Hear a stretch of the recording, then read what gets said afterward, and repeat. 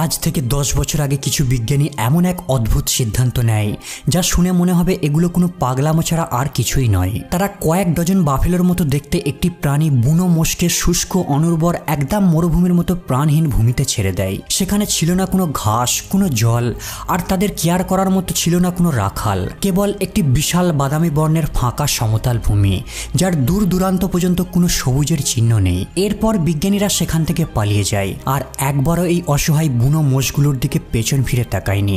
মানুষ হাসতে থাকে, তারা মন্তব্য করতে থাকে খুব জলদি এই বুনো মোষগুলোর কেবল হাড় কঙ্কাল খুঁজে পাওয়া যাবে।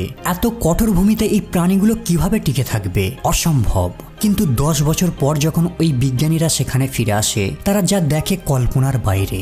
এক সময় যেখানে কেবল ধুলো উঠত, এখন সেখানে ছোট ছোট ঘাস বাতাসে দোলা খাচ্ছে, ছোট্ট ছোট্ট প্রাণীরা ঝোপের আড়ালে লুকোচুরি খেলছে, আর এর পেছনে কোনো মানুষেরও হস্তক্ষেপ নেই আর কোনো যন্ত্রপাতিরও সাহায্য নেই। কেবল একটি প্রাণী ফিরে আসার কারণেই একটি মৃতভূমি আবারও আগের মতো জীবন ফিরে পায়। কিন্তু কিভাবে বাইসন, যারা বুনো মোষ নামে পরিচিত, এই বিশাল মরুভূমির বুকে প্রাণ এনে দিল?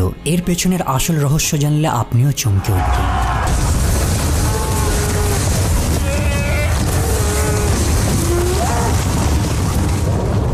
আজ থেকে 1000 বছর পূর্বে এই জায়গাগুলোতে বাইসন ঘুরে বেড়াতো। তাদের সংখ্যা ছিল কয়েক লক্ষ। উত্তর আমেরিকার এই বিশাল সমভূমিতে তারা ইচ্ছা মতো ঘুরে বেড়াতো। তারা ছিল এই সমভূমির রাজা। আর এই জায়গাগুলোতেই বাইসনদের সঙ্গে আদিবাসী উপজাতিরা বাস করত।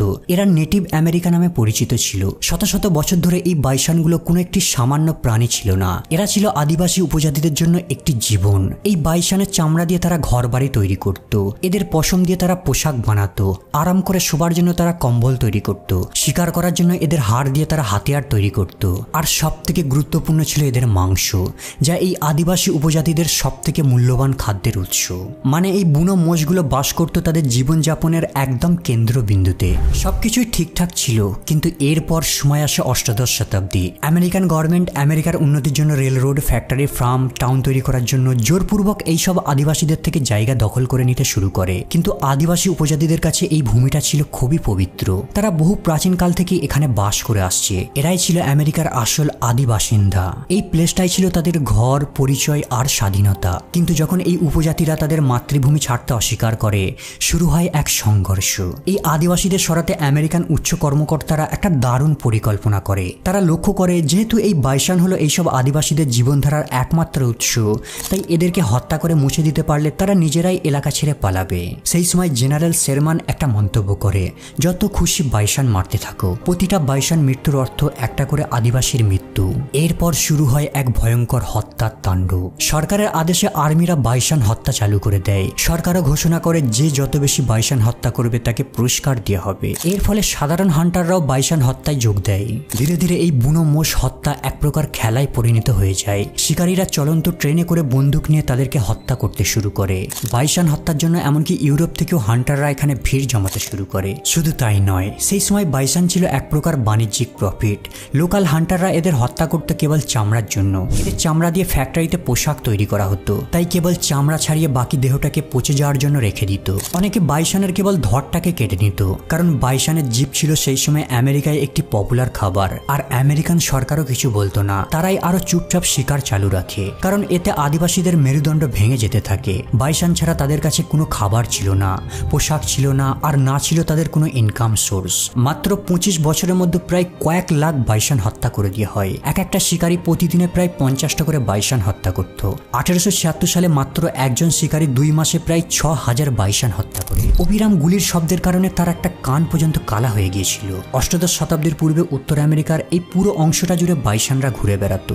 1870 সালে তাদের সংখ্যা কমে কেবলমাত্র 2টো বড় দল অবশিষ্ট ছিল। কিন্তু 1989 সালে তাদের সংখ্যা কমে 10 লাখ থেকে কেবলমাত্র কয়েকশোতে দাঁড়ায়। লোভী মানুষেরা যা করেছিল তা কেবল একটা সাধারণ শিকার ছিল না, এটা ছিল একটা গোটা প্রজাতির গলা টিপে হত্যা। আর মেক্সিকোর অবস্থা তো আরো করুন। এখান থেকে সর্বশেষ বাইসনের বিলুপ্তি ঘটে। শুরুর দিকে এখানের মানুষ তেমন কোনো চেঞ্জ লক্ষ্য করতে পারেনি, কিন্তু বাইসন অদৃশ্য হওয়ার সাথে সাথে ধীরে ধীরে মাটি মরুভূমি হতে শুরু করে। সবুজ ঘাস উধাও হয়ে যায়, মাটি শক্ত হয়ে যায়, আর ধীরে ধীরে এক গভীর বিপর্যয় নেমে আসে। বিশেষ করে উত্তর মেক্সিকোর চিহুয়াহু অঞ্চলের মানুষেরা লক্ষ্য করে একটা সময় এখানে সবুজ মরুভূমি কেমন যেন কাঁটা জঙ্গলে পরিণত হয়ে যাচ্ছে, মাটি যেন শক্ত পাথর হয়ে গেছে, জল শোষণ করছে না আর নতুন গাছেরও জন্ম হচ্ছে না। এখানের পশুরাও যেন কেমন হঠাৎ অদৃশ্য হয়ে যাচ্ছে। প্রেরি ডগ যারা মাটি খুঁড়ে বাসা বাঁধত তারাও হঠাৎ গায়েব। সেই সাথে সাথে অসংখ্য পাখির দল আর ছোট ছোট স্তন্যপায়ী প্রাণীরাও যেন ভ্যানিশ হয়ে গেছে। ধীরে ধীরে বিজ্ঞানীরা এর পেছনের আসল রহস্য বুঝতে পারে। এসবের পেছনে এই সমভূমির রাজাদের মৃত্যুর ফল। 2009 সালে বিজ্ঞানীরা এক আজব সিদ্ধান্ত নেয়। তারা আমেরিকা থেকে উত্তর মেক্সিকোর সবথেকে দুর্গম শুষ্কতম অঞ্চলে 23টা বাইসন নিয়ে এসে ছেড়ে দেয়। যখন ওই বাইসনের দল মেক্সিকোর ভূমিতে পা রাখে, মনে হচ্ছিল যেন 100 বছরের দীর্ঘ ভ্রমণের পর তারা বাড়ি ফিরছে। শুরুর দিকে মানুষেরা হাসি মজাক করত যে এই 23টা প্রাণী কি আর করতে পারবে, কিন্তু কেউই স্বপ্নেও ভাবতে পারেনি যে ওই 23টা বাইসনের চলনের কারণে ওই মৃতভূমির হৃদস্পন্দন ফিরে আসবে। 2018 সালে এদের সংখ্যা বেড়ে 200টায় পৌঁছে যায় আর এখানে জমি নিজে নিজেই সুস্থ হতে থাকে। এখন প্রশ্ন হলো এই বাইসনেরা কি করে? আসলে বাইসন হলো চলন্ত ইকোসিস্টেম ইঞ্জিনিয়ার। এরা প্রতিদিন কয়েক মাইল দূরত্ব পর্যন্ত চলতে থাকে আর তাদের প্রতিটা স্টেপে মাটির শক্ত স্তর ভেঙে যায়। এরা তাদের শিং দিয়ে মাটিতে ঘষতে থাকে, যার ফলে মাটি নরম হয়। এরা অন্যান্য গবাদি পশুর মতো এক জায়গায় কখনোই বেশিক্ষণ দাঁড়িয়ে থাকে না। যখন বৃষ্টি হয় এই নরম মাটিগুলো সহজেই জলকে শুষে নেয়, ঠিক অনেকটা চাষ করার আগে লাঙল দেওয়ার মতো কাজ করে। আর এটাই হলো ফার্স্ট স্টেপ, যেখান থেকে ভূমি আবারও শ্বাস নেবার সুযোগ পেয়ে যায়। শুধু তাই নয়, তাদের চলার পথে গোবর ফেলে যায়, যা নাইট্রোজেন, ফসফরাস আর পটাশিয়াম দ্বারা সমৃদ্ধ। এরপর রয়েছে বাইসনের মাটিতে গড়াগড়ি খাওয়ার অভ্যাস। কখনো তারা মজার ছলে গড়াগড়ি করে, আবার কখনো তারা পোকামাকড় তাড়ানোর জন্য। তাদের এই রোলিং এর জন্য মাটির উপরের স্তর ভেঙে যায় আর কাঁটাযুক্ত আগাছা উপড়ে যায়, আর পশম থেকে বীজ নরম মাটিতে ঝরে ঝরে পড়তে থাকে। এই বীজগুলোকে তারা কয়েক কিলোমিটার দূর থেকে তাদের পশমের মধ্যে ক্যারি করে নিয়ে আসে, আর বৃষ্টির কারণে এই সব বীজগুলো ছোট ছোট প্লান্টের জন্ম নেয়। বাইসন যখন রোল করে তাদের ভারী দেহের কারণে ছোট ছোট গর্ত তৈরি হয়। বৃষ্টির সময় এই গর্তগুলো ছোট ছোট জলধারায় পরিণত হয়ে যায়। ধীরে ধীরে সেখানেও বীজ অঙ্কুরিত হতে থাকে। এই ছোট্ট ওয়াটার রিজার্ভারের কাছে পাখি পোকামাকড় ঘুরতে থাকে, আর একটা সময় এই ফাটল ভূমিটা মিনি ইকোসিস্টেমের পরিণত হয়ে যায়। বাইসনের আগমনের কারণে কেবল মৃত ভূমি জীবিত হয়ে ওঠে না, এরা অন্যান্য প্রজাতির প্রাণীদেরকেও ফিরিয়ে আনতে সাহায্য করে, যেমন প্রেরি ডগ। ছোট্ট এই দুরন্ত প্রাণীগুলো একটা সময় এই অঞ্চলগুলির নিচে নতুন এক দুনিয়া সৃষ্টি করে রেখেছিল। বাইসনের বিলুপ্তির সাথে সাথে তারাও যেন কোথায় হারিয়ে যায়। কিন্তু বাইসন ফিরে আসার সাথে সাথে তারাও আবার মাটি খোঁড়া শুরু করে। যখন তারা মাটি খনন করে, বাতাস মাটির ভিতর প্রবেশ করে, মাটির ভিতর আর্দ্রতা রয়ে যায়, সেই সাথে পুষ্টির মিশ্রণ ঘটে, ঠিক যেমনটা একজন কৃষক তার ক্ষেতকে পরিবর্তন করে। প্রেরি ডগ কেবল একা আসে না, তারা থাকলে ব্ল্যাক ফুটেড ফ্যারেটও থাকবে। ফ্যারেট উত্তর আমেরিকার একমাত্র নেউল। এদের 90% খাবার হলো প্রেরি ডগ, আর এরা নিজেরা গর্ত খনন করে না, প্রেরি ডগের বাসাতেই বাস করে। মানে প্রেরি ডগ না থাকলে ফ্যারেটও থাকবে না। শুধু তাই নয়, প্রেরি ডগ আর ফ্যারেটের কারণে আরও এক প্রজাতির প্রাণী এখানে আড়ি পাতে, বারোইং আউল। এরা এমন এক পেঁচা যারা মাটিতে গর্ত খুঁড়ে বাসা করে, কিন্তু এরা নিজেরা কখনো মাটি খুঁড়ে বাসা করে না, এরা প্রেরি ডগের বাসাতেই বাস করে। এর অর্থ বাইসনের আগমনে প্রেরি ডগ ফিরে এলো, ফ্যারেট আর পেঁচা আশ্রয় পেল। কেবল বাইসনের আগমনে পুরো ইকোসিস্টেমটাই বদলে গেল।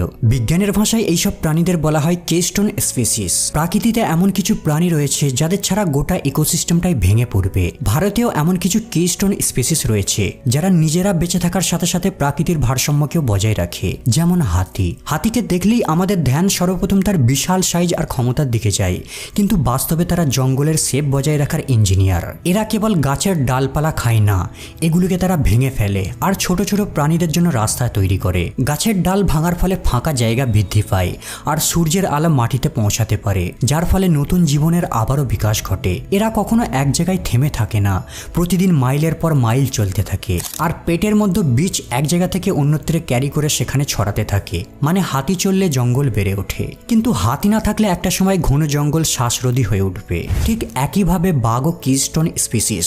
যখন বাঘ জঙ্গলে গর্জন করে চলতে থাকে, হরিণ, নীলগাই আর জঙ্গলি শুকরের মতো তৃণভোজী প্রাণীরা কখনোই এক জায়গায় থেমে থাকে না। তারাও বাঘের ভয়ে এক জায়গা থেকে অন্য জায়গায় চলতে থাকে, আর তাদের এই মুভমেন্টই জঙ্গলকে সুযোগ দিয়ে থাকে ঘাসকে দ্বিতীয়বারের মতো বেড়ে ওঠার। কিন্তু যদি বাঘ জঙ্গলে না থাকে তাহলে এই প্রাণীদের মধ্যে কখনোই ভয় থাকতো না। যেখানে গাছপালা দেখতে পেত সেখানেই তারা রয়ে যেত, আর যতক্ষণ না সবুজ ভূমি শেষ হচ্ছে তারা সেখান থেকে মুভ করতো না। এর ফলে ধীরে ধীরে জঙ্গল মরতে শুরু করত, মাটি নরম হয়ে যেত আর বৃষ্টির জলে তা ধুয়ে যেত, আর পুরো ইকোসিস্টেমটার 12টা বেজে যেত। 1920 সালে আমেরিকা এমনই এক চরম ভুল করেছিল। তারা আক্রমণের হাত থেকে বাঁচতে নেকড়ের প্রজাতিকে হত্যা করে দেয়। কিন্তু এই কিস্টোন স্পিসিসকে হত্যা করার পরিণাম যে কতটা ভয়ানক হতে পারে তা তারা ধীরে ধীরে টের পায়। বন্ধুরা, এই টপিকের উপর অলরেডি আমি একটি সেপারেট ভিডিও বানিয়ে রেখেছি, এন্ড স্ক্রিনে ক্লিক করে ভিডিওটা দেখতে পারেন। আজ এই পর্যন্ত আপাতত বিদায় নিলাম, দেখা হবে আবার পরের এপিসোডে।